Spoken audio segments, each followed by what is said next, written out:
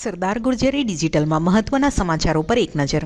આણંદમાં દેસાઈ કોર્નર નજીક કાર ચાલકે મહિલાને અડફેટે લેતા ગંભીર અકસ્માત સર્જાયો.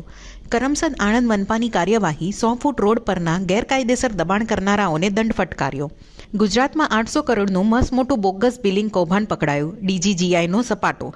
જામનગરના જાણીતા ઉદ્યોગપતિ જયદીપ પિરાણીની ધરપકડ. જામનગરમાં પીજીવીસીએલના 1200 મીટર વીજ વાયરની ચોરી. પોલીસ ફરિયાદ નોંધાઈ. ગુજરાતમાં હવે 60%થી વધુ દિવ્યાંગતા ધરાવતા નાગરિકોને પણ વર્ષ 2025-26થી સંત સુરદાસ યોજનાનો લાભ મળશે.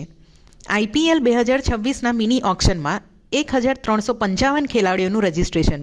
અબુધાબીમાં યોજાનારી હરાજીમાં ભારતીય અને વિદેશી સ્ટાર્સ પર લાગશે દાવ.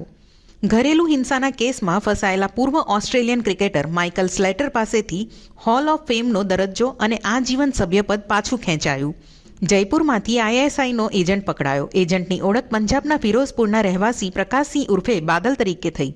ઓપરેશન સિંદૂર વખતે ગુજરાત સહિતના 3 રાજ્યોની માહિતી લીક કર્યાનો આરોપ. ટ્રમ્પની બ્રિક્સને એન્ટી અમેરિકન બ્લોક ગણાવવાની ધમકી છતાં થાઇલેન્ડ સંપૂર્ણ સભ્યપદ માટે સક્રિય. ભારત પાસે વિશેષ સમર્થન માંગ્યું.